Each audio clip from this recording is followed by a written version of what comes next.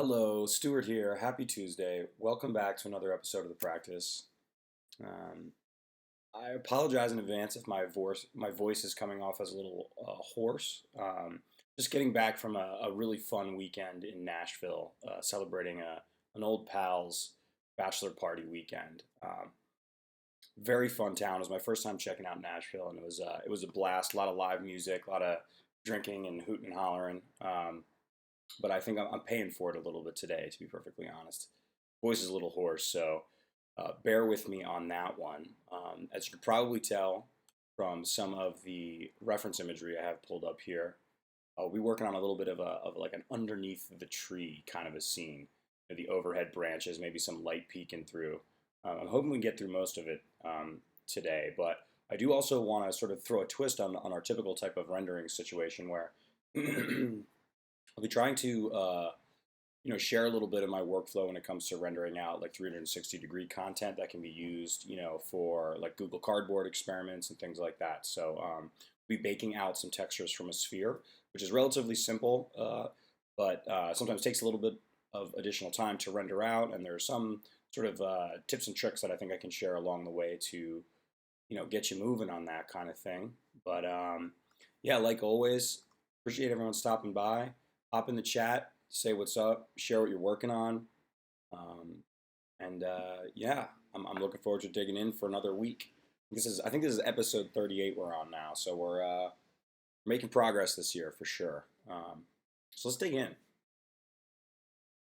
Like I mentioned, I want to do sort of an under the tree scene. So I think we'll start with some relatively simple shapes. I think what I'll actually do is come in from a side view and just kind of draw in some splines. So let's do this. Grid.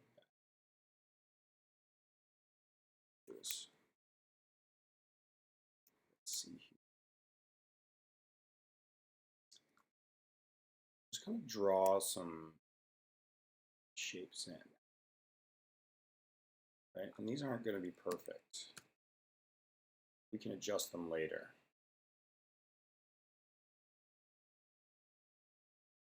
I'm going to give us really some base forms to start working with.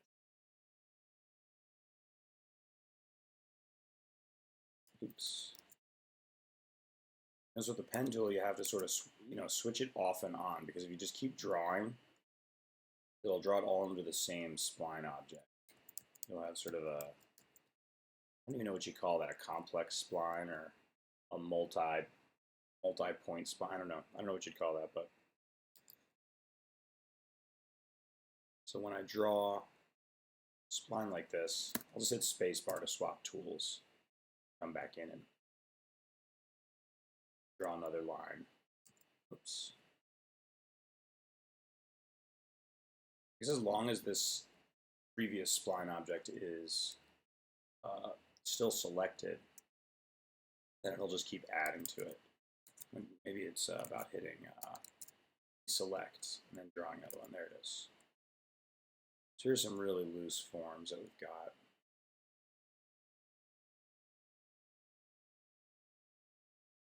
Forgive me if I'm a little quieter than usual this week, because, like I mentioned, I'm a little bit gruff, a little bit hoarse. Problem with all that live music is that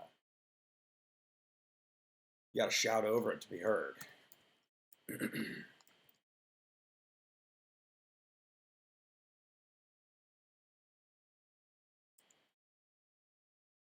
Just sort of adjusting some of these strokes, paths, splines, let's call them. Gosh, I'm going to get my Illustrator and Cinema 4 terminology mixed up.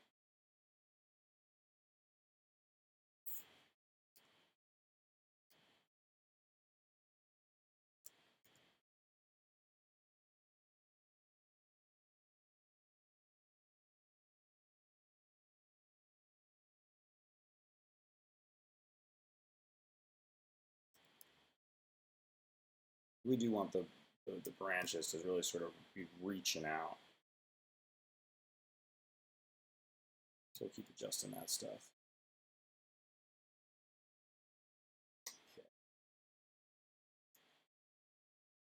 What I'll also do is actually start hinting at some roots that'll be under the surface here. So what I can do is cut these guys off, add an additional point or two. These can sort of be beginnings of your root system.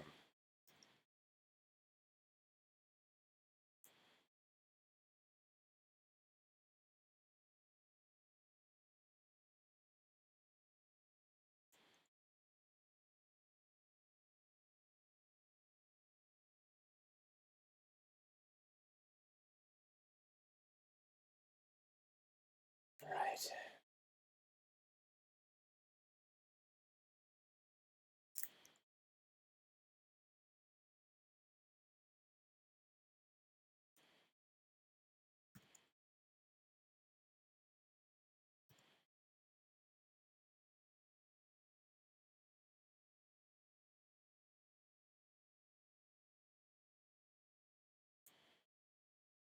And one thing I'll say is that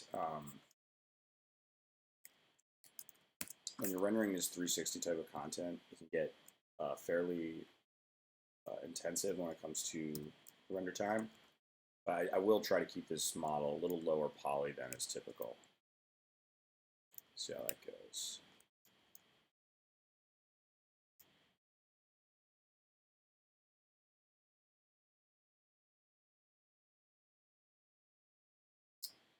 So these guys going into sweep.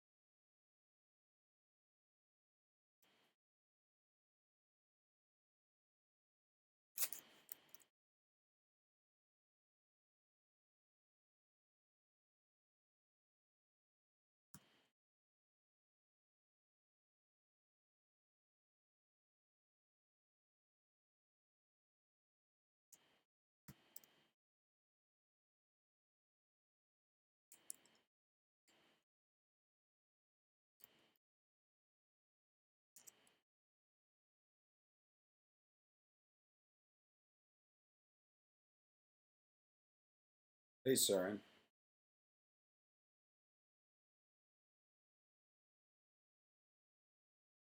Got it.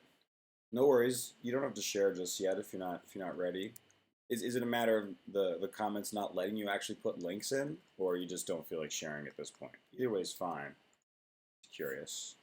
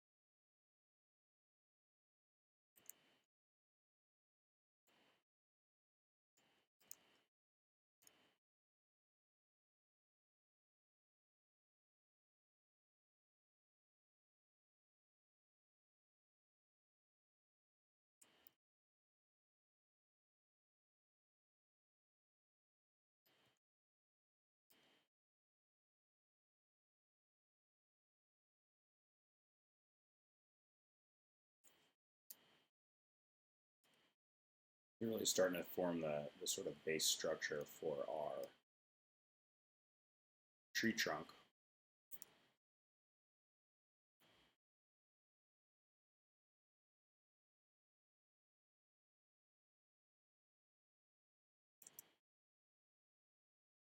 Source is back. What's up, man? Oh, wow. So YouTube won't let CERN put links in the comments. That's interesting. Um, Maybe you can break it up with some spaces so it doesn't read as a link. I also wonder, have you been spamming people's comments? Maybe that's why.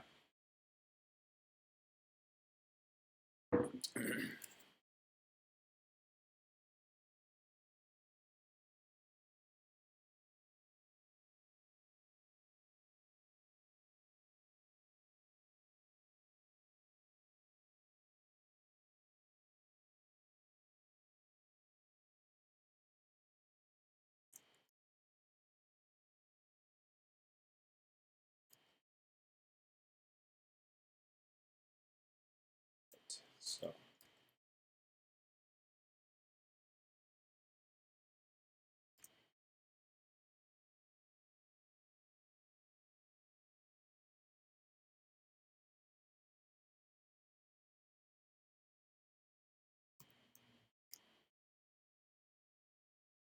make a few more copies of these guys. Adjust them a little bit. Building this tree out. I don't want it to be one of these big trees that's sort of reaching overhead.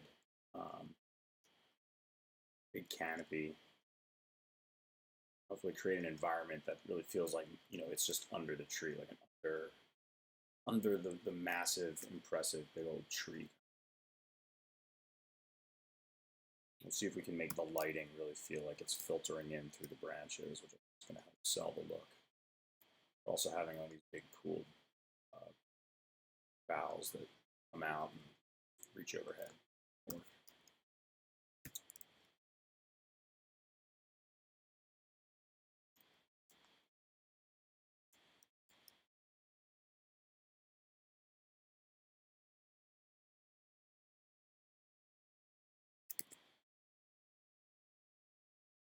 Yo, what's up, man? Um, yeah, like a big under the tree scene. What's up, Steve? Thanks for tuning in, dude.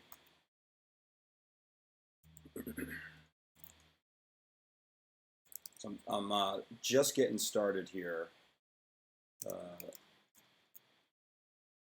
really just starting to flesh out some of the basic forms of the large overhead tree.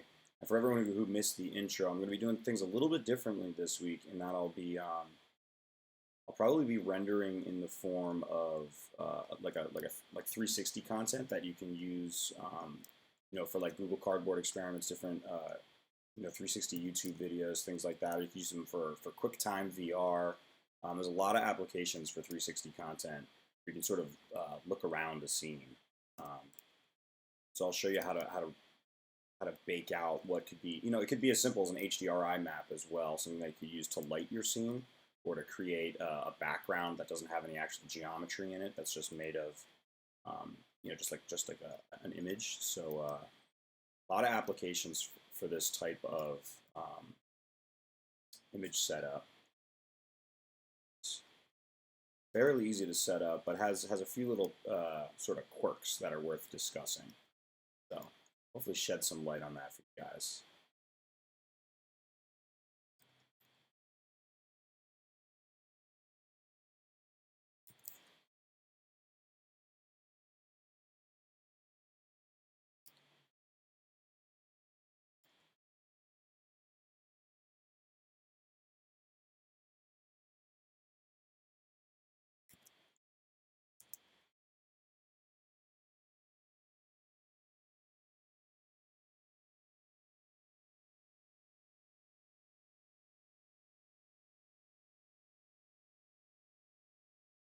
And one of the things that helps sell the big old tree kind of look is, the tops of a root system.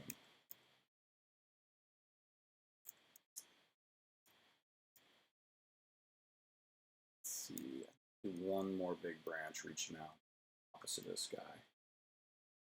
It's actually nice where this axis point is. You can just sort of rotate these pieces around, sort of central, but I think it's okay if you've got kind of a lumpy effect in the main trunk of this tree, because that's how a lot of trees look, yeah?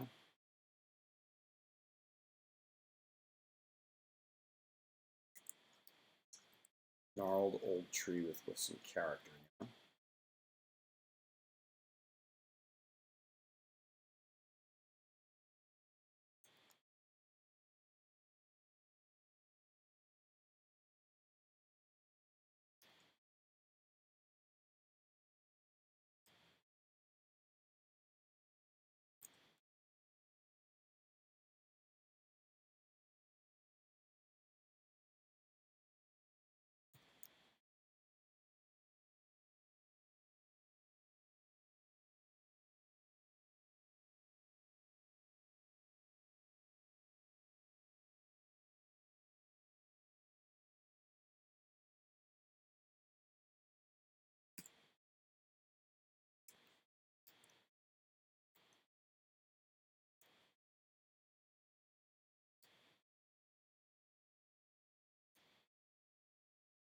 All right.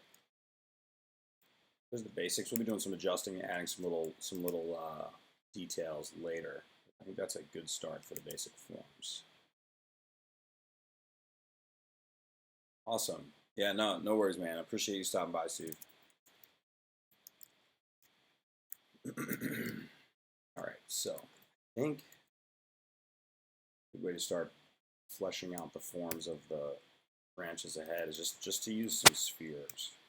Like I mentioned, the 360 content that I plan to bake out later can be it take a fairly long time to render. So I'm going to keep everything pretty low poly. And since we're going to have a lot of overlapping elements in this, especially in this series of branches and boughs overhead, I want to keep this like fairly low.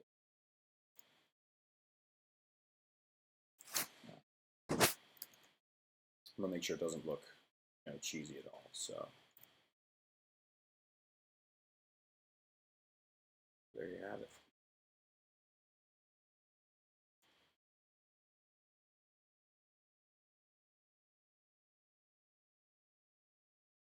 This is going to be the part of the video where it takes a while to sort of flesh out your basic forms. We're going to be pushing and pulling, and it's gonna might not look like much for a little while. We're gonna get our basic forms dialed in and feeling really good before we start messing with lighting and texturing and things like that. So it's going to be one of these deals where it doesn't look like much for a while, and then all of a sudden, once we've got our basics in place, we start adding the sexy bits.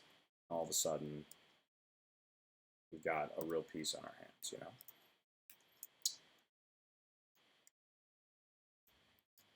This is, first step I think is just sort of covering the ends of these branches.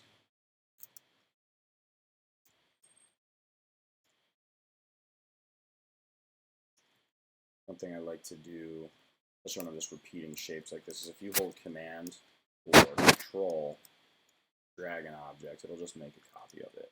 It's fairly useful.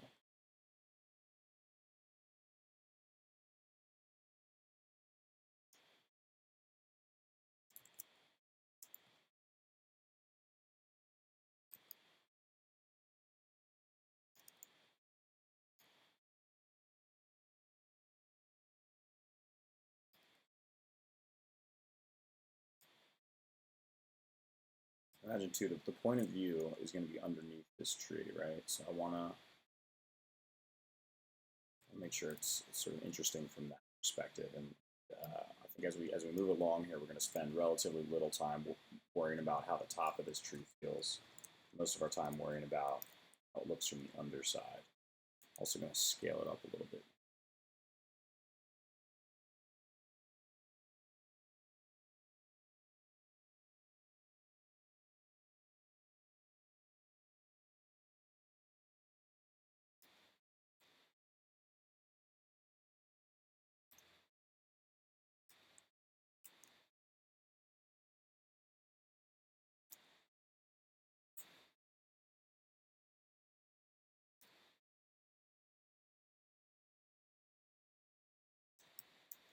Oops.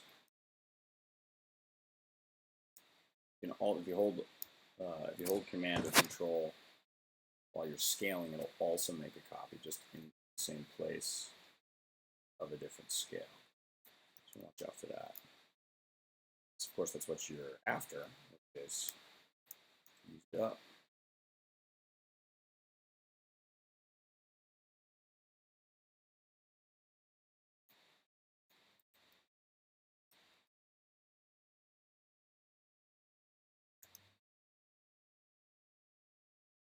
What I'll also do actually is get this guy out.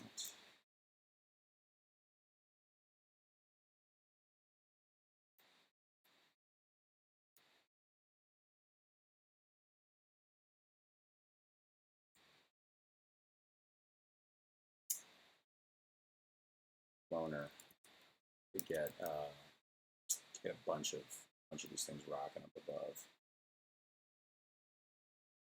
Let's do grid array.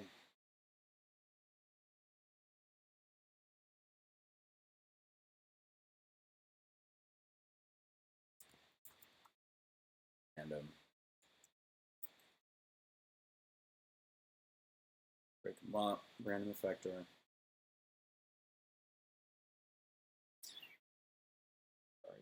Oh.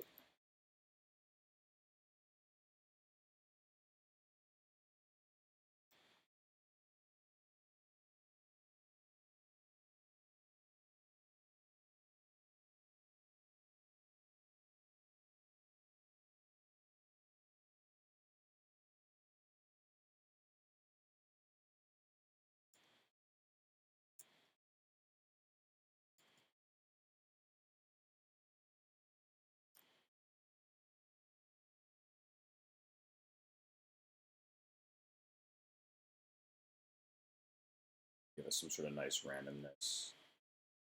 Do you think it's a little large?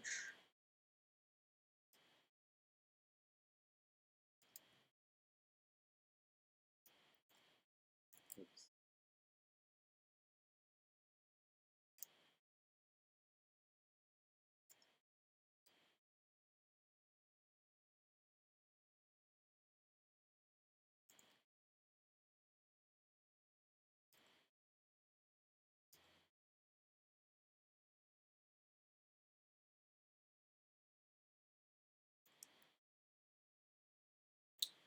All right, so let's start. Let's organize this scene a little bit.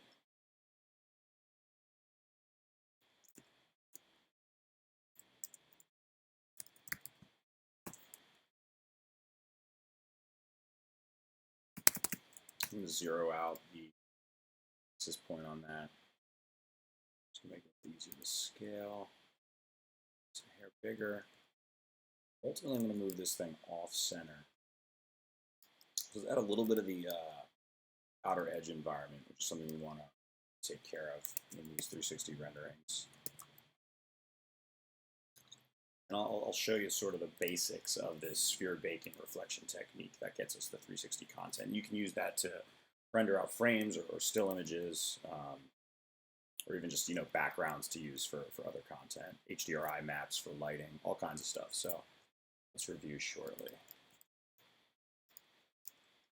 First things first.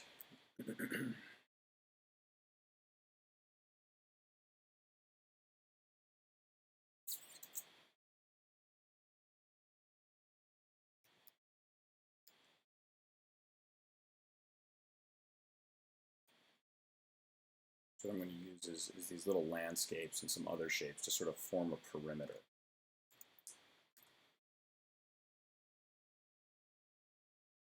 Just copying them around.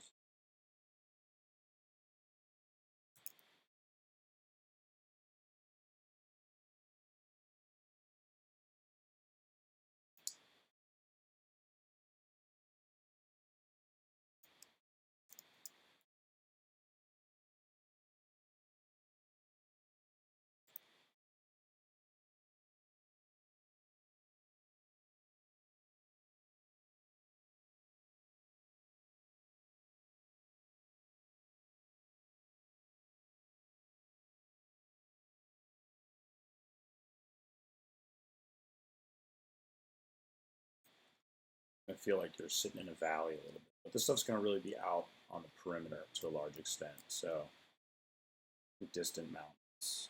This stuff can definitely be fairly low poly. In fact, I might drop it a little further. Every little bit will help. Take it easy, Steve. Thanks, man. Appreciate you stopping by.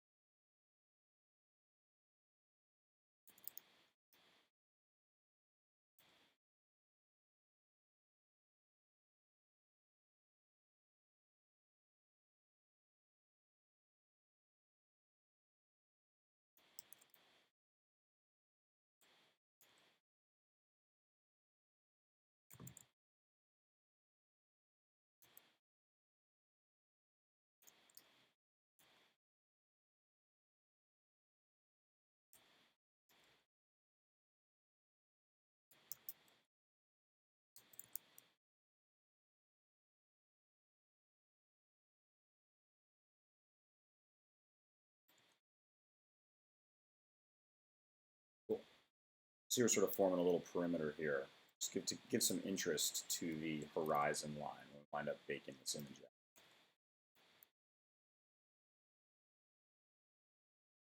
And where I typically focus on like a singular camera view or a single point of view to create an image or an animation that has a nice composition and feel.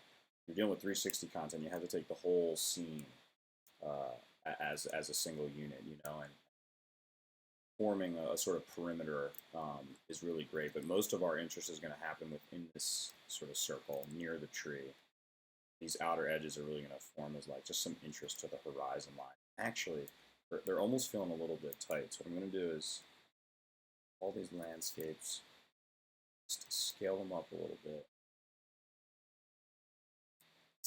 making sure that they're still intersecting this tree bottom too. Drop the height just so it looks like they're a little bit further away.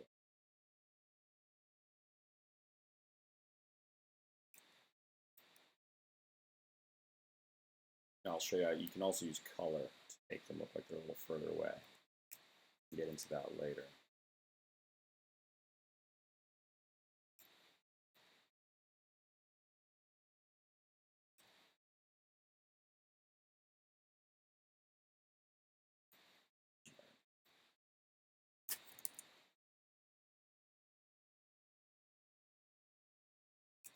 Cool. Well, we're going to learn today. Kieran, I believe, is your first name. Is that right? Swing.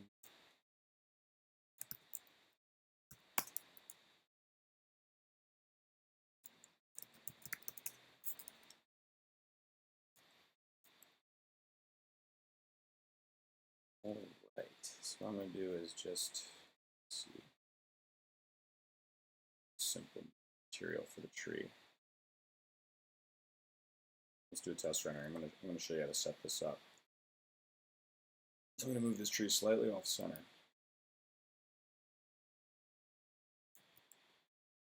So the viewer can be under it and not inside of it.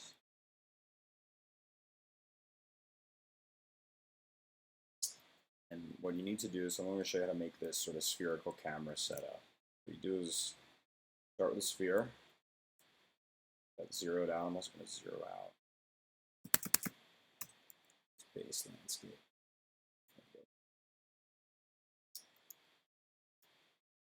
Here's our sphere, and I usually raise it to, you typically, well, it depends on the scale of your scene and what you're trying to achieve, but the camera needs to sit at viewer height, right? So average person's what, 1.5, 1.7 meters, somewhere in that area. You can use centimeters, so this is what? The scale of this scene is a little bit off. The average person is what? Under 2 meters, right? So this is centimeters. This is what? 48 meters. That's a bit high.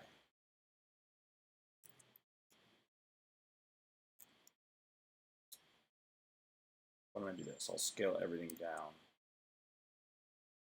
Match. Oh, 50.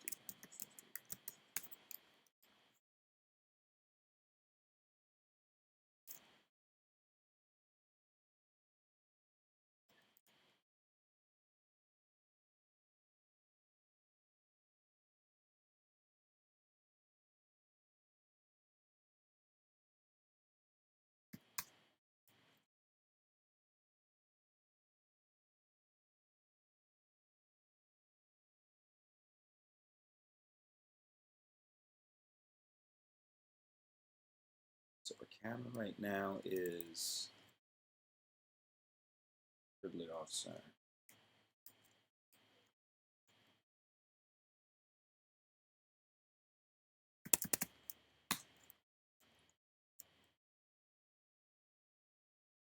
So when I scaled that down, my values shifted around. That's right. The scene's still fairly simple. Better to get everything centered and dialed in now before you get really complex with it.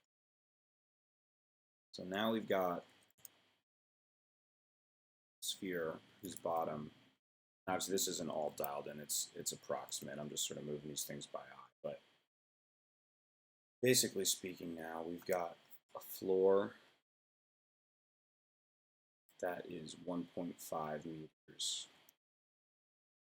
below the camera, or point of view that is the height of someone who is 1.5 meters tall, which can make a big difference in these 360 videos, especially in VR, where point of view you start from is really where it's going to be where the viewer thinks they are. If you have it really close to the ground, you're going to feel like an ant. If you got it flying in the air, you're going to feel like a giant. Depending on what you're trying to create, that may or may not be something you want. You can play with scale in interesting ways, given that point of view. But for this scene, I want it to feel like a fairly natural, realistic point of view. I also want it to be relatively close. It's true. So you're going to be hanging out. The idea for this scene. So, cool. So now we got our scale sort of sorted out. Save this guy as backup measuring tool.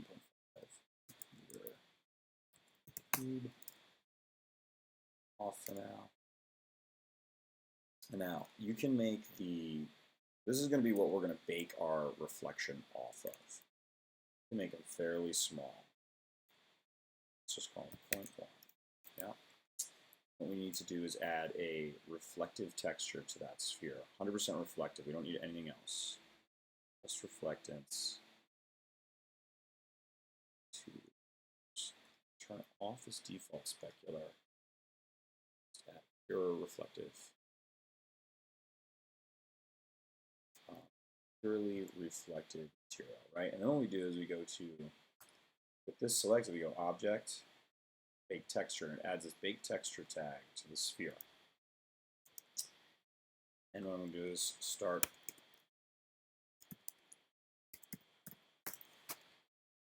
HD size. See, there's a lot of options in here as to what we want to bake out. For this one, gosh, how to describe this accurately? So these options don't relate to the rest of the scene. They relate to what's happening on this sphere, right? If you click, for example, ambient occlusion. I don't have turned on, by the way. You'll need to turn that on first before any of that will work. It's not necessarily going to read the ambient occlusion. I mean, this button is not going to give you a baked texture of the ambient occlusion of the whole scene. It's going to give you a baked texture of the ambient occlusion of this sphere. It's be relatively simple, and since it's not near anything, it's not really going to read out and give you any ambient occlusion, right? However, if you have ambient occlusion set for the rest of the scene, it will automatically bake into the reflective texture because that's what this reflective texture would read, right? So, for example, if I just do a straight up render, you can see here's a reflection of that tree. You've got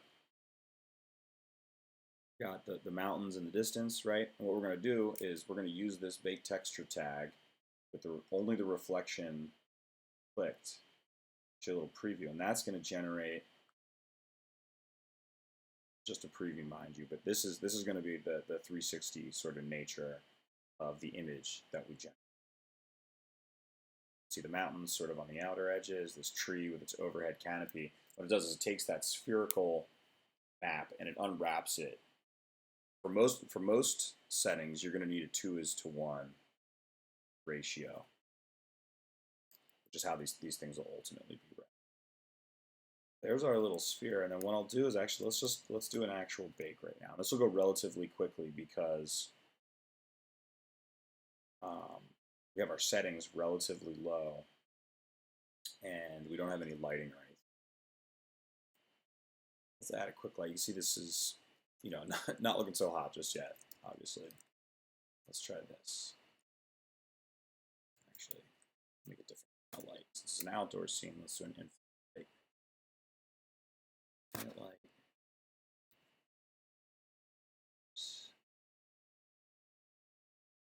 Cool.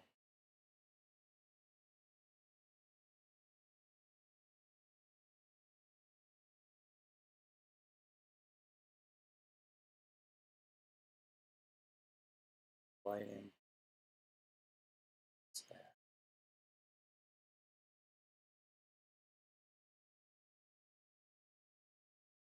Which I was going to add a sky object and use global illumination to light this a little bit, but I think I'm going to fake that because rendering times are so intensive. So, and what I actually noticed from that last quick rendering is that I have on spheres, I have render perfect clicked, which I'm going to turn off. I actually want some sort of rough geometry spheres, so I'm going to turn that off. And that's going to give us a look that's more true to this preview window. All right, so another. You'll see that one thing you have to note is there's this option called super sampling, which is sort of like anti-aliasing. It adds a lot of extra time to the renderings, and it also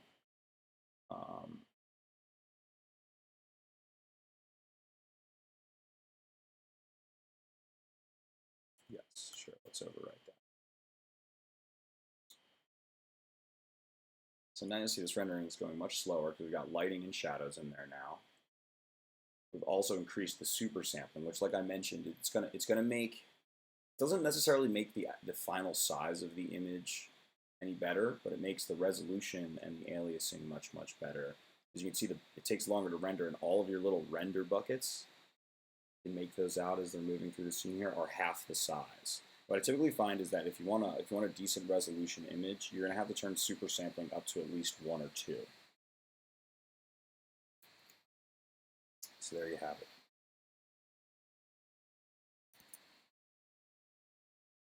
Hey Talos, thanks for stopping by. Let's see what we have. And now this is good. You can see that the tree limbs are sort of occupying a lot of the overhead space, which is really what I was after. That's what I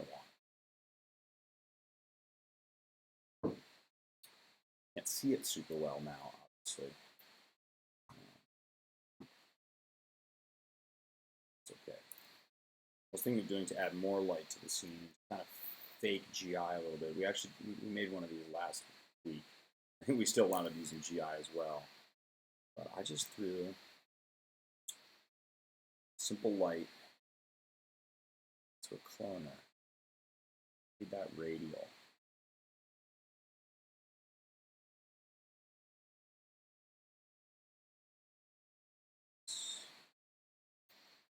Just extending that out to the outer edges of the scene. That's going to blast a lot of light.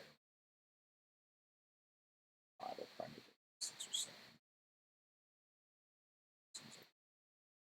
Since this is a lot of extra lights, I'm going to turn the lighting down. So it'll cool the contrast with what we've got on.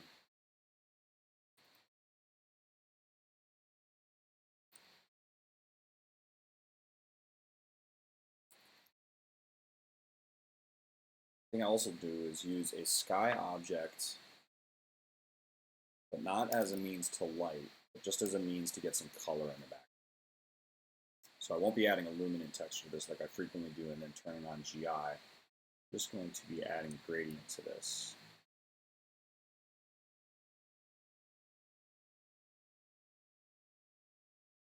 Oh. Another thing I'll do as well is actually show you.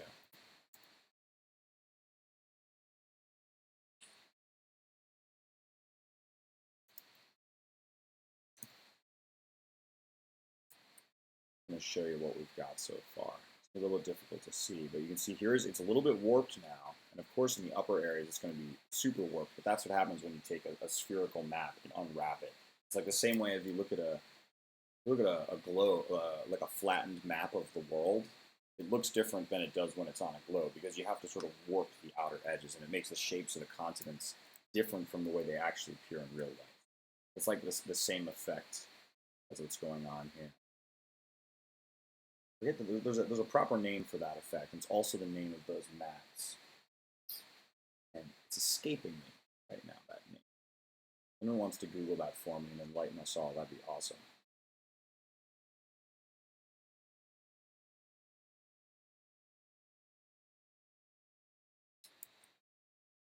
There's a sky.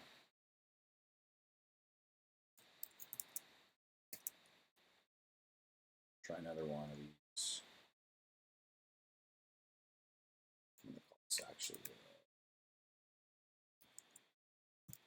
sphere.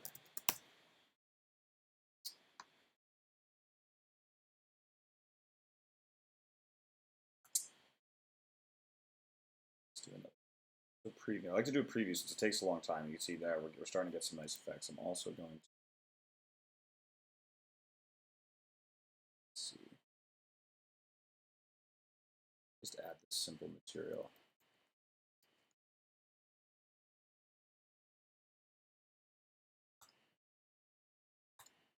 This overwrite is fine.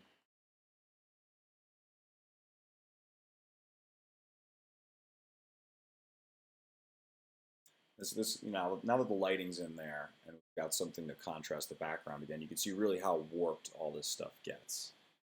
That's okay because that's what we want.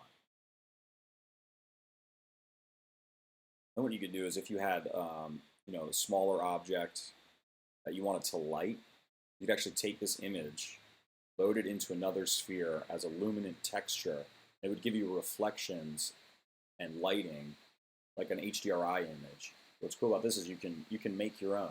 So you can create a scene that's specific to the environment that you want to light. Perhaps you want to make a background to a scene that doesn't have any actual geometry in it. So if you're going to render a really long video, you didn't want the background to be animated at all, you just wanted your foreground object to be animated, you could design a scene, bake out the scene via this technique, then you could apply the resulting image to a sphere that surrounded your object, and you have a custom designed background that would probably be a lot quicker to render than tons of actual geometry. So I'm also going to add a little ambient occlusion to this.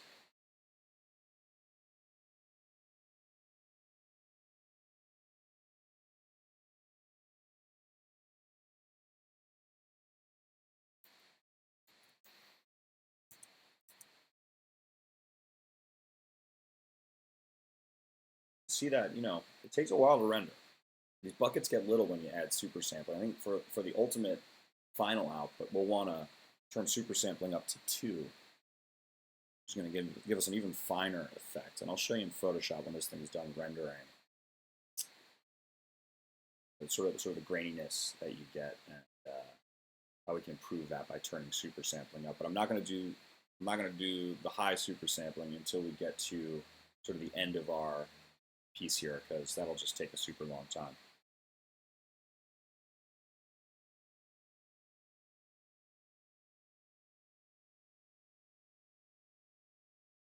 What I'm also probably going to do is adjust the direction of the lighting, because I think I want sort of the shadows to be falling around and not away from, but around. I think it's going to give us a little bit more of an intimate effect. Do that now. What's cool about these, what's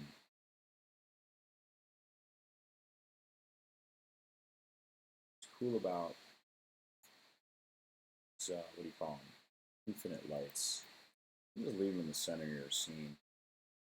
You don't have to position them exactly like a normal light. What this will just do is come from an infinite space way out here.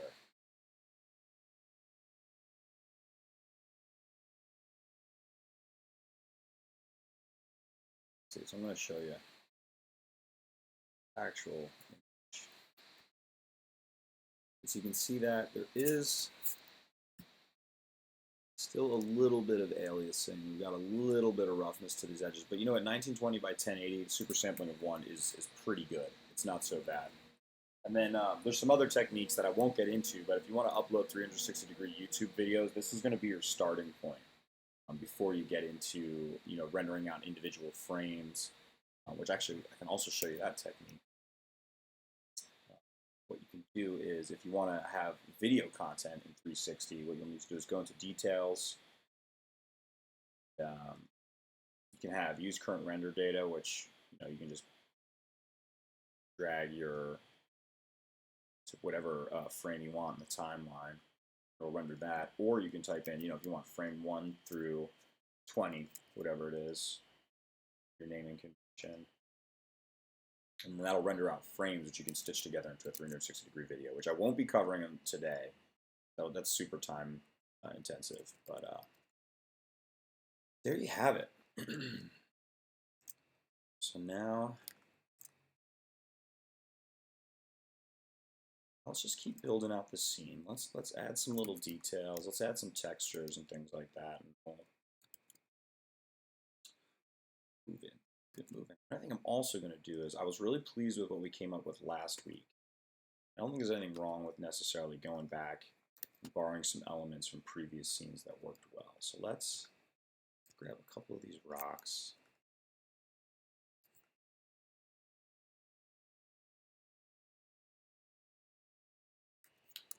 Some nice looking ones. Right, come through, grab a few of these plants as well.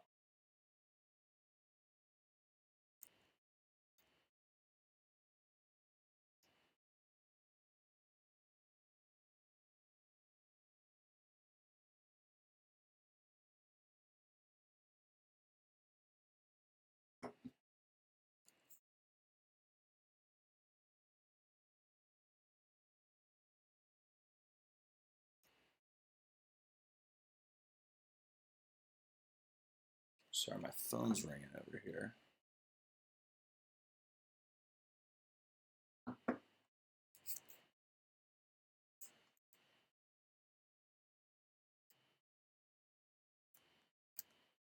What you'll also probably find with things like this is it's nice to mix in elements of the foreground, midground. So we're going to have some items that are going to be really close to the camera and some items that are further away, and that's good.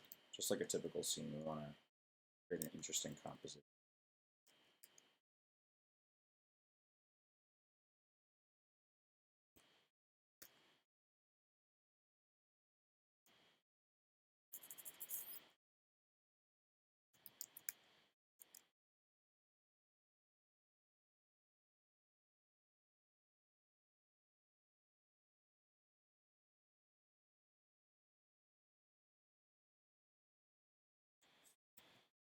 Plan. What I was thinking there.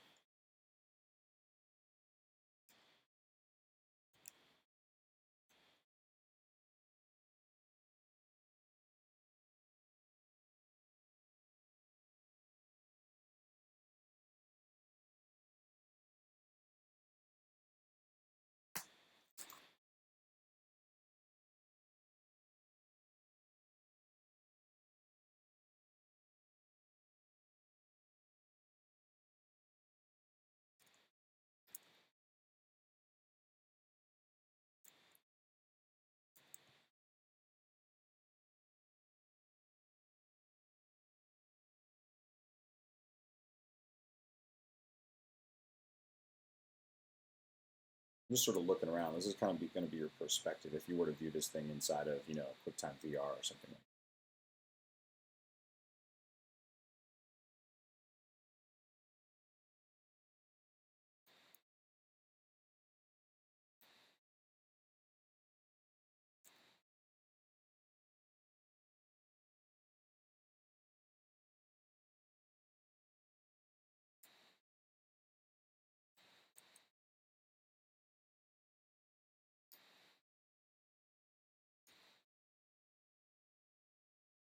This guy reach a little further overhead.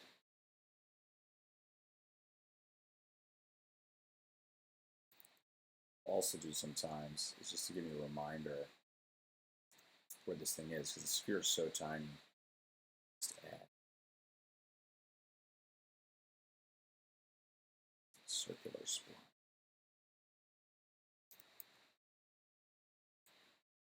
Which won't render in our scene, but I'll just make it a little easier to find this guy.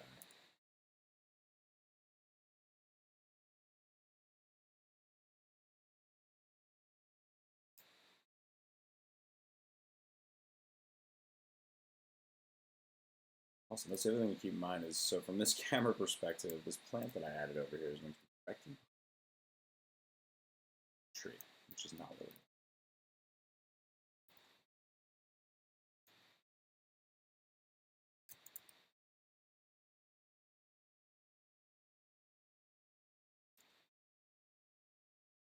What would one of my scenes be without some of these capsule shapes? Much.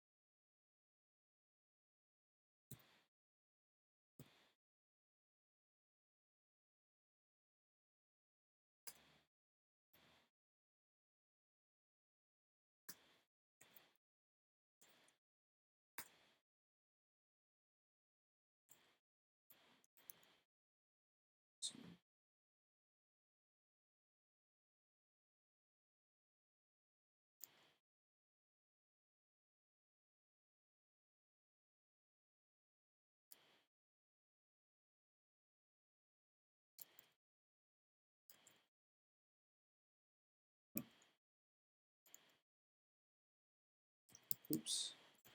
And I did mention earlier when I was talking about using command or control to shift, drag things around, is you can only do that in object mode. Just had that in polygon mode.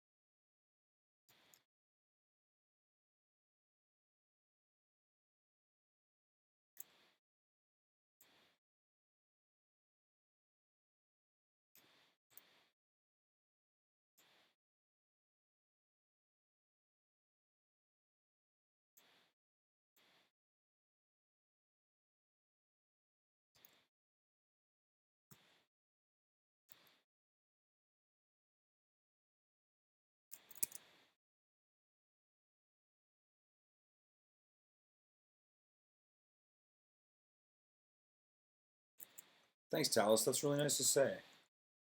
I appreciate you stopping in. I appreciate the support. It's it's what I love to do. It's amazing. I love sharing my work, and it encourages me and inspires me to keep going and making more and sharing more when I get nice comments like that. So I really appreciate it.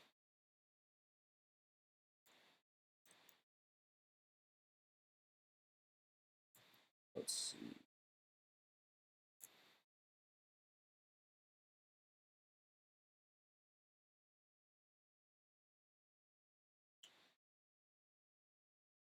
And start texturing a little bit here.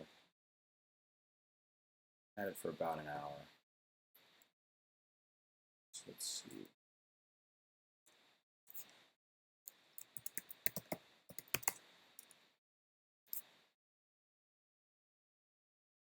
Let's do this.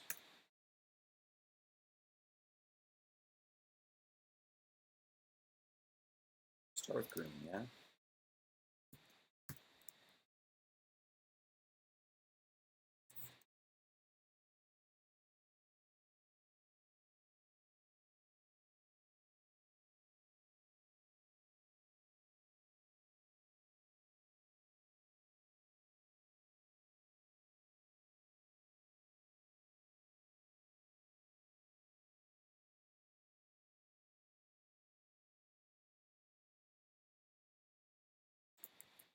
Cool.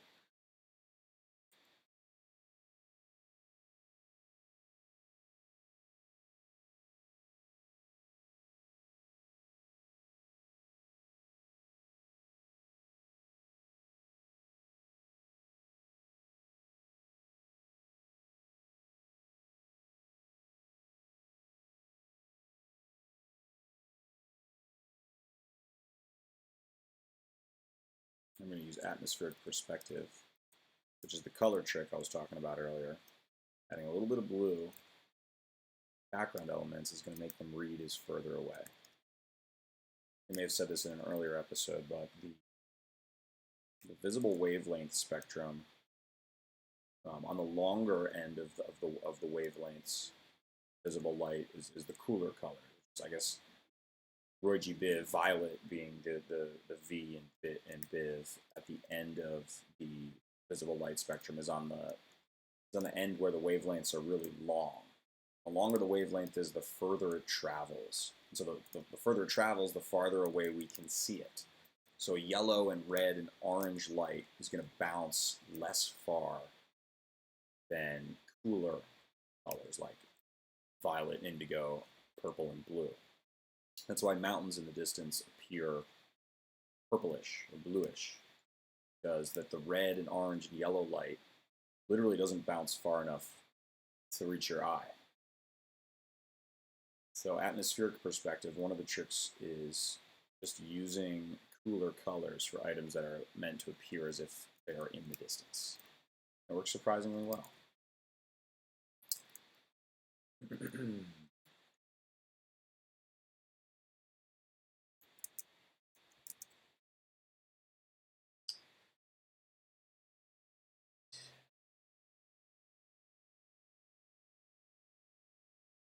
Oops.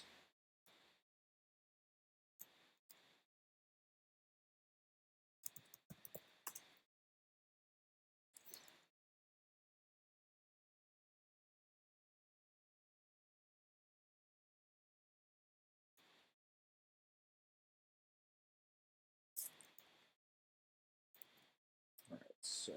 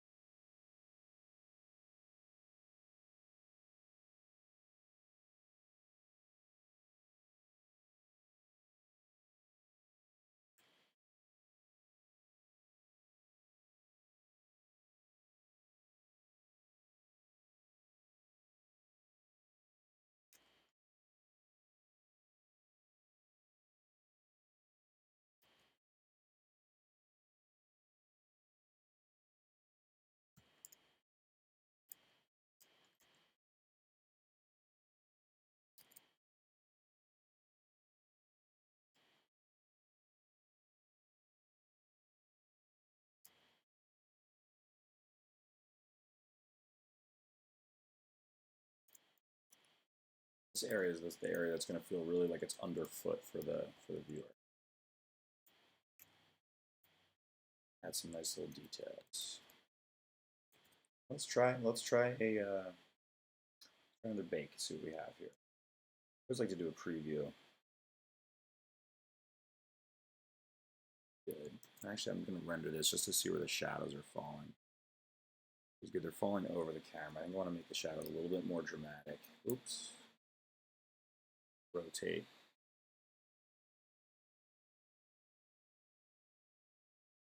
A little warmer.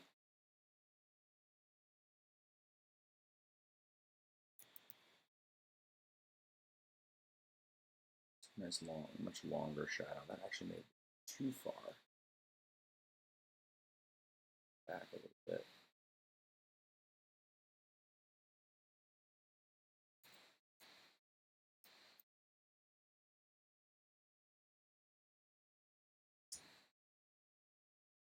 Take another one. Let's override. You know, so the more we add, the more lighting, the higher the quality, the longer these things are going to take. And you see that the buckets are really, they're kind of small.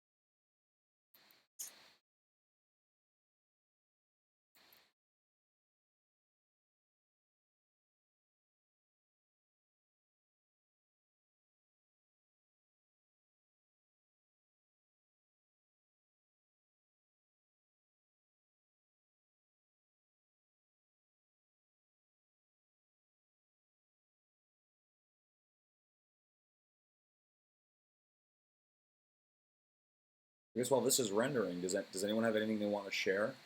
Is there any cool work you guys are chipping away at? Any issues, any troubles, any technical challenges, or visual ideas that you're struggling with that maybe you want to share with the group? I'd love to, and maybe if we have enough people sharing at one point, there could sort of be a segment in each weekly episode where we just take a few minutes and look at what the community's working on, which I think would be really great.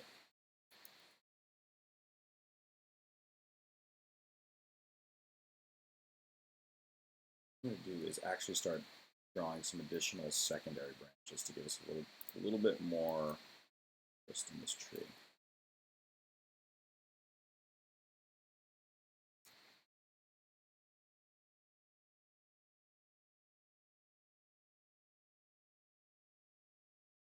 Some stuff really coming off the sides. Wondering if I can sort of cheat here a little bit. Drop these into the existing sweeps. I think if I make it a child of this sweep,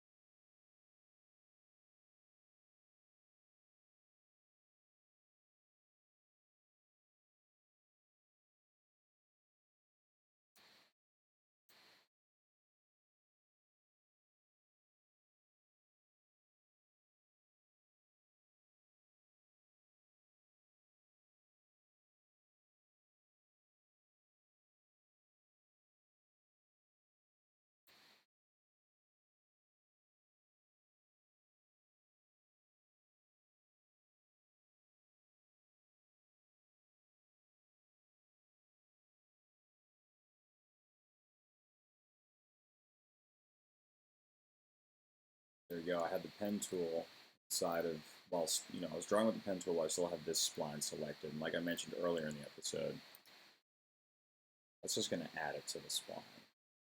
Well, it's a little bit of a sloppy way to work. Since I'm just sort of roughing out portions of this tree, I might just kind of roll with it. Always strip these out later.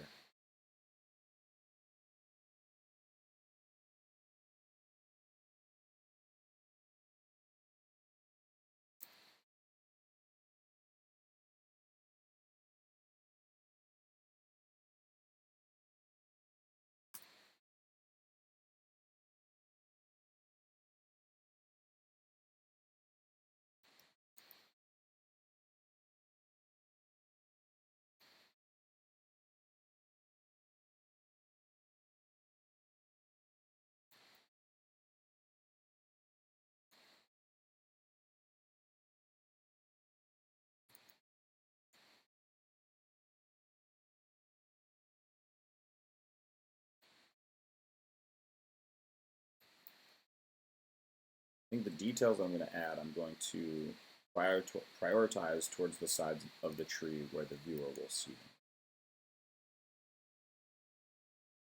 It's going to be a color for the top of the tree, then for the ground. That gets a little bit boring.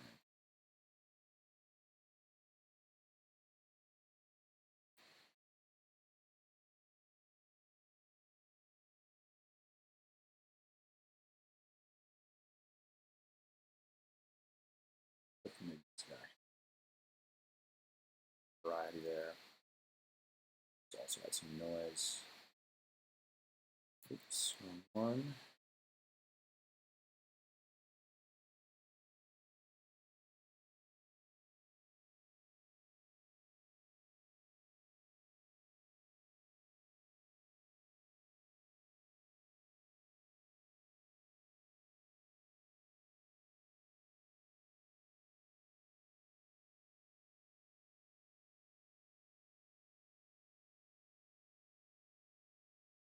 See, this guy's still rendering.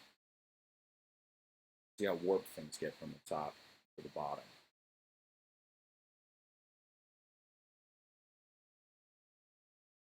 I think I can make a quick example scene to show you how this 360 content will function as a backdrop.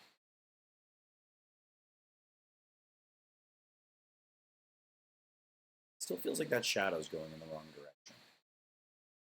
Why that is.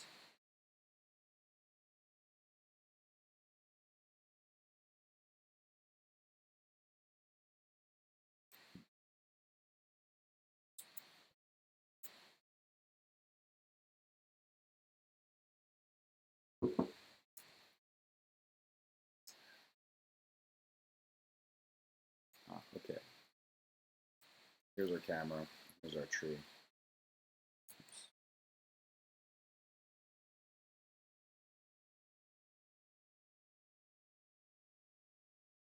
There we go. The light to be pointing the way that it's going to fall.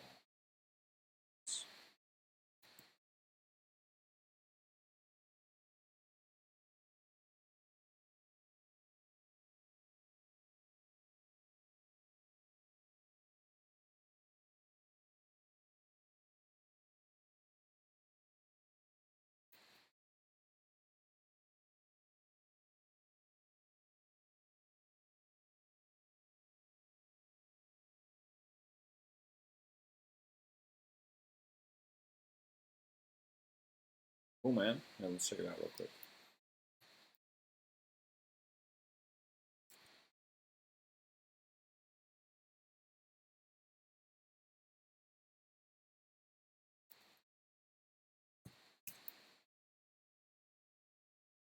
Hi, Kieran.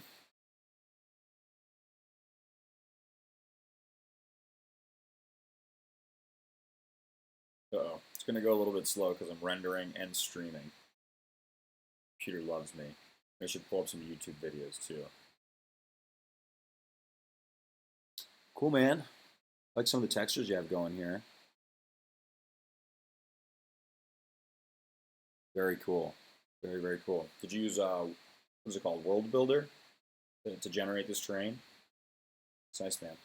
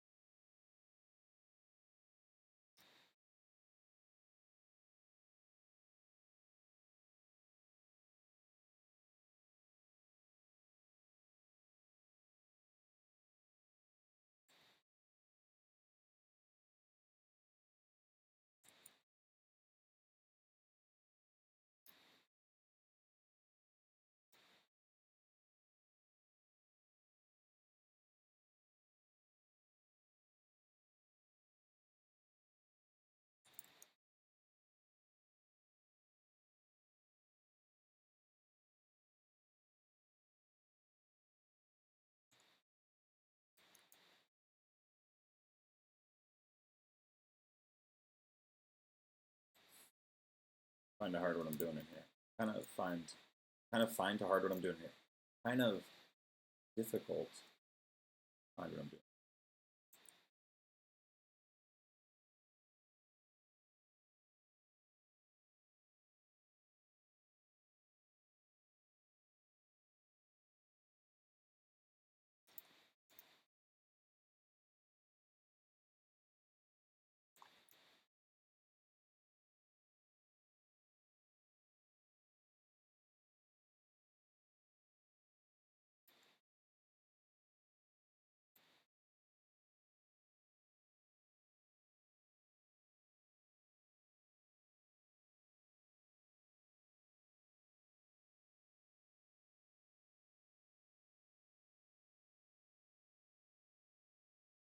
The detail in there, it's the positive is true. Probably feeling a little light in the center end.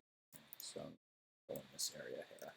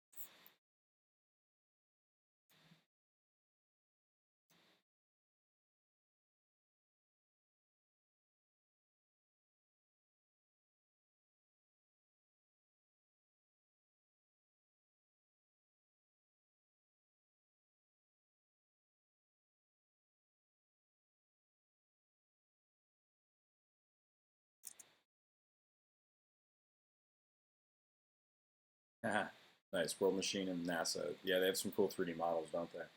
Hey, Chris Freud. Thanks for stopping by. I appreciate it. How you doing today?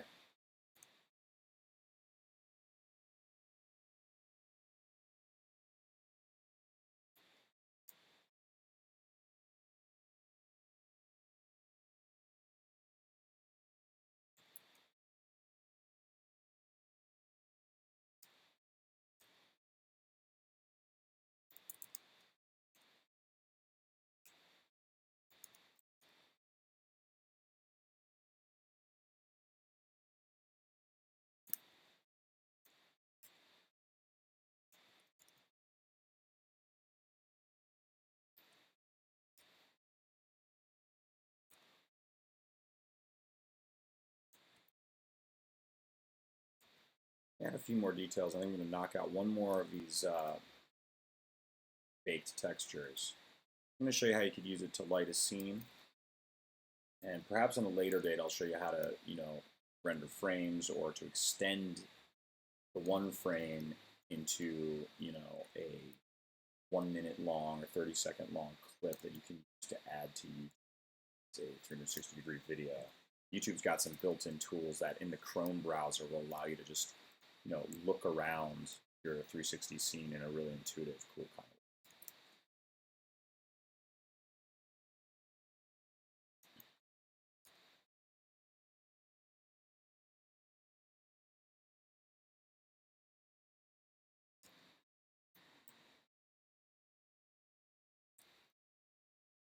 So with many, with many of these weekly streams, I like to, use relatively simple techniques to finish out a, a full illustration or a full composition. I'll say this week is a little bit more about a way of thinking about things, a little bit more about, sort of a technique tutorial in how to build, a really specific piece of content.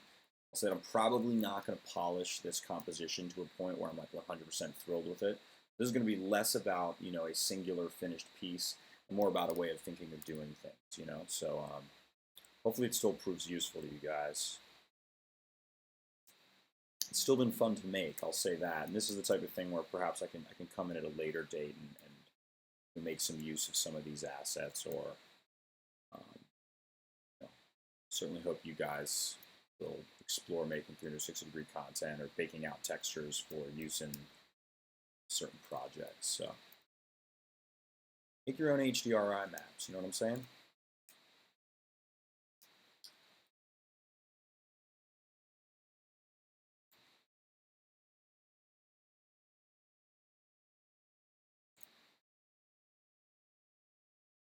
Obviously, when you've got a two-dimensional composition that you're generating with the 3D software, you can just rock one camera angle the whole time and really make everything work from that point of view.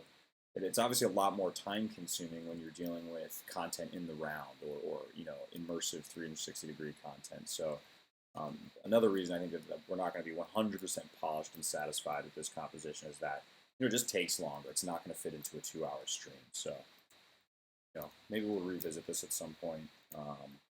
This is the type of thing also where, since rendering, and if you crank your settings to where you'd want them for a final finished piece, it would take a really long time to push that rendering out. I don't think I think you'd rather watch me build something and talk a little bit about design and illustration and stuff like that for a couple hours, as opposed to just sitting here for an hour and a half watching a single frame render out. So we have to sort of prioritize that kind of way of looking at the workflow for when we're doing these live streams. So hope that makes sense.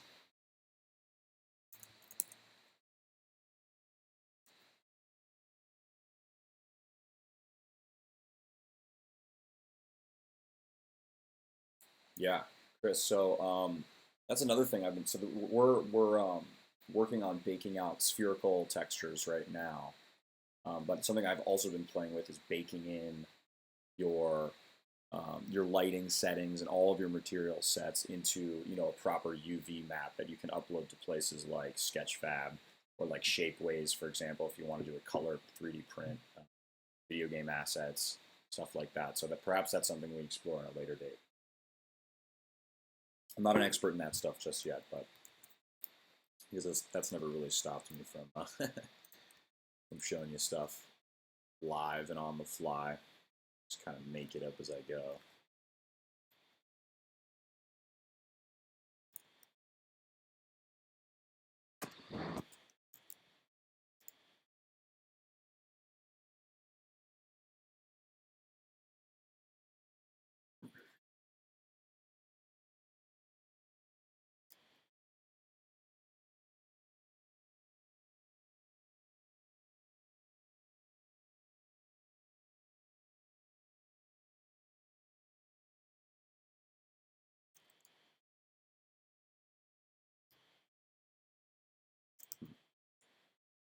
I was kind of struggling.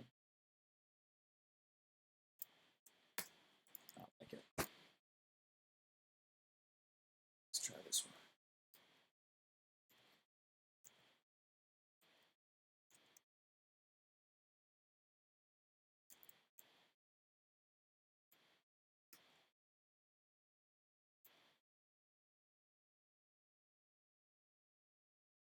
All right, so let's take this out, and I'll show you an example of how to use this as an HDRI, and I think we'll call it the stream. So let's preview. Pretty good. Let's hit bake. I guess I'm going to override. Like I mentioned before, I'm only going to keep this super sampling right here at 1. If I was going any larger than 1920 by 1080, I'd probably bump that up to 2. But for this purpose, keep it fairly simple. And I guess what I can do is, while that's rendering, perhaps I set up a separate scene. Make it simple. So we'll need the big sphere. This is what we'll map the texture on. Fairly large. Let's add a little pedestal.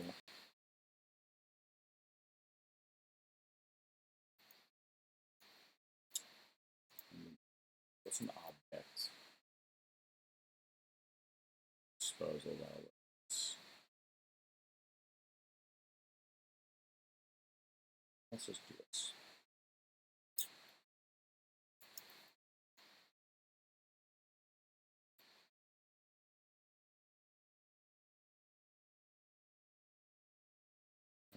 We want to take, now let's just take one of these.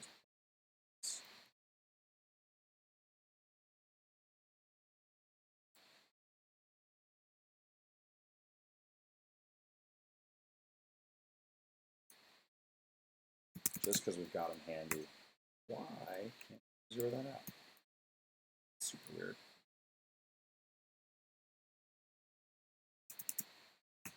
Oh.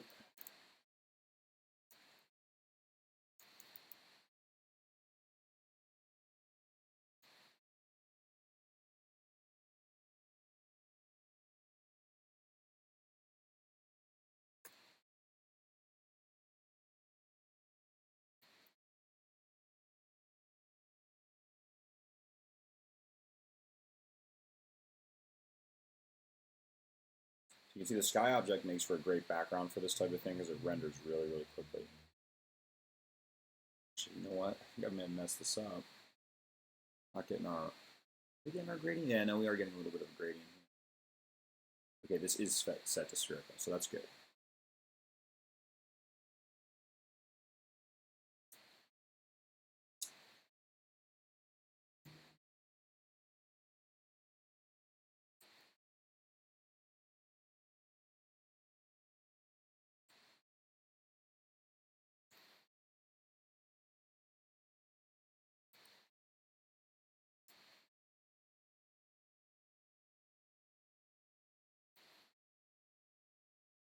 Okay.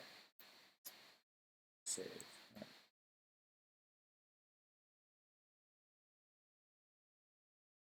Yeah.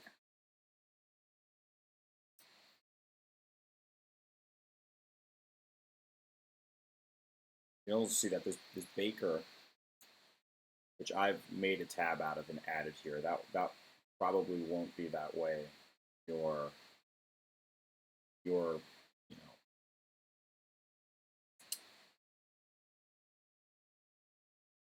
your palette window, your customized palette. So I don't think this will appear that way for you guys. But what you can do is this will show you a little preview, and you can hit open window, and that'll pop it out as a new, which is cool. But you'll notice that this resolution at 1077 by 705 is not the inherent resolution of the image itself, and Cinema's 4D inside the baking preview window sort of does a bad job of showing you aliasing and previewing the image, so it's going to look a little rough until we get the proper image baked out. But when that image is at its inherent native resolution, it'll be a lot smoother. So, getting there.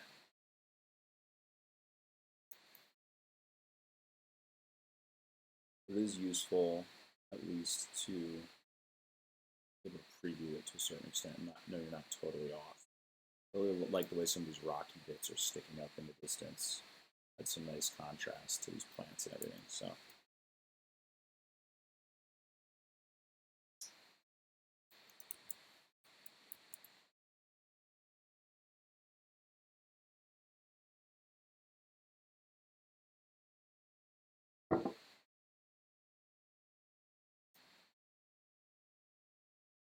I do have a couple of 360 videos on my YouTube profile that show some of this technique in action. You can sort of look around them. One's a flyover of a kind of nature scene. One's sort of a circular mountainous environment like this, except there's goofy looking characters built into some of the landscape features. There's one that's sort of a kind of like a lake scene, like a really low polygon lake scene. Both, all of those are really, they're sort of tests, but they give you an idea of how you can use this sort of content. You can definitely render out frames, and there's a couple other little tricks you'll need to do to make that stuff 360 viewable inside of YouTube, but perhaps we can cover that at a later date as well. And if you do get your 360 content working on YouTube, it's really fun to throw it into a Google Cardboard, and you've got really sort of it's kind of a low-end version, but it really is. It's the basics of virtual reality. It's really fun to play with, and all you'll need to view it is like a $15 cardboard viewer and your iPhone or your smartphone with a YouTube app. It's really neat, and I can't. I'm not prepared to announce too much about it yet, but I'm working on a project with some other folks in a VR startup, and we're doing some more 360 kind of content. Exciting stuff. We'll definitely get into it at a later date. Excited to share more there. But there's some exciting things happening. Not just in virtual reality with the high-end tethered headsets, but with mobile VR and things like Daydream or Gear, the Samsung Gear. I expect we're going to be seeing VR in a lot more homes the next few years. Hope to be a part of that movement.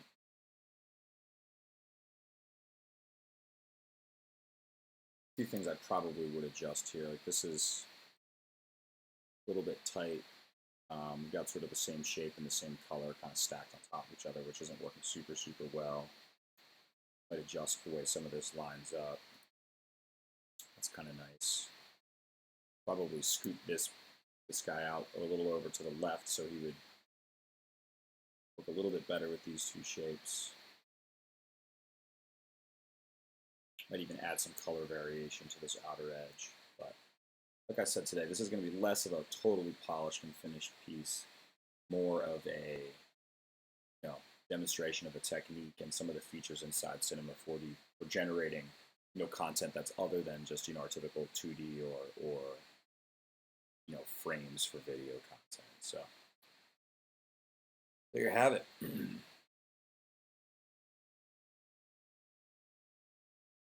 Oh, Chris, you do have the Daydream for the Pixel Phone. Well, that's awesome because that is the platform for the stuff that I'm working on now. I really hope you'll give it a try when we're ready. We're excited about where to sort of take mobile VR. Are there any experiences on the Daydream that you use a lot that you really like? I'd love it if shoot me an email. Let me know about your experience. Since we're working in that space, we're definitely curious to see what other users think and what experiences they enjoy. So, love to hear your thoughts on Daydream and what you've been using it for. Glad to hear it. So where are we? Okay, so now that we've got our thing baked out, let's go. I guess I'll show you how this works. So, may or may not have done HDRI mapping before, but what we can do is grab our 360 content, CQ. So open this in the luminance channel, add that to our outer sphere. Now you can see we've got, there's our overhead tree. We can really look around. But what's cool is we don't have all that geometry, right? So this scene is much lighter. Now we throw a GI on, the inclusion on for some bigger well, I guess. Try quick rendering. It's a bit dark, but that's because we're falling in the shadow under the tree. Throw the gamma up a little. 2.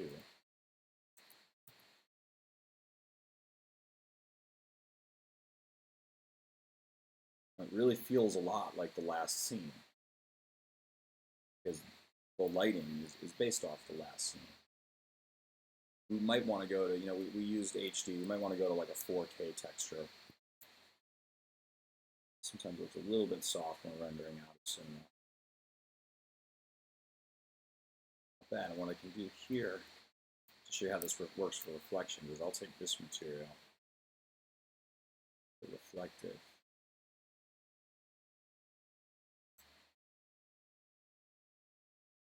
Maybe we'll see how, the HDRI images work really well for this type of thing. So, fancy reflective plant.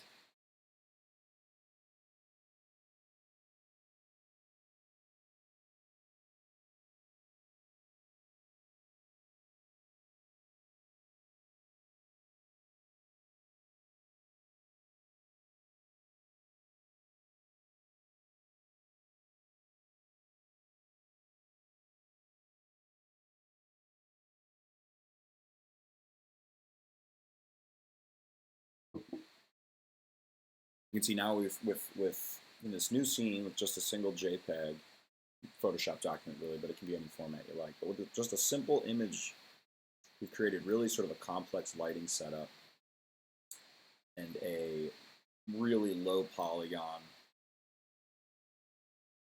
kind of light scene with a full, interesting sort of background. And if you turn off this stuff, oops, put a look around in here. This is how your content would read inside of a 360-degree YouTube video. You can even sort of fake looking around a space just by doing camera movements inside of this thing. So, to leave you with one last rendering.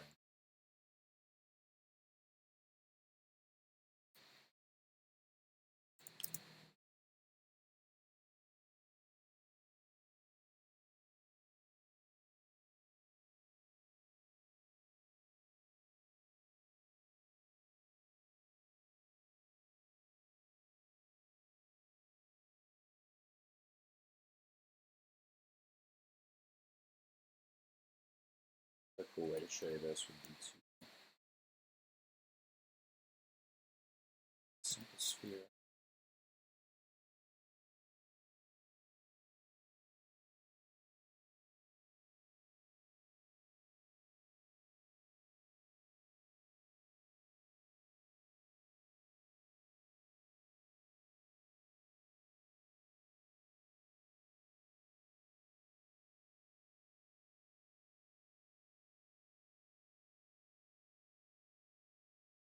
There's our scene.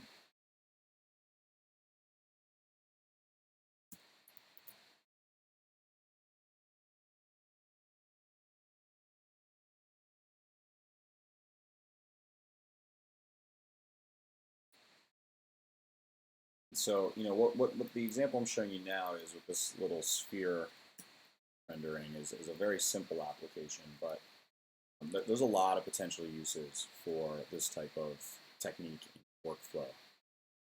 I'd love to see if you guys put it to use, what you wind up making with it. Love to see, obviously, other stuff you're working on. Please don't hesitate to reach out. If you don't already, I'm at Diligence, DLGNCE, on Twitter and Tumblr and Instagram and all those great places. So give me a follow. You know, it's always a pleasure, like I say, to connect with you guys every week and to share what I'm working on, whether it's, you know, a single image, a single illustration, or a technique to incorporate into your workflow. I hope you found this useful. If you did, hit subscribe and hit share. Tell a friend. Give us a thumbs up. And until next week, this is Stuart saying thanks for stopping by. Keep after it. Have a great week. Later.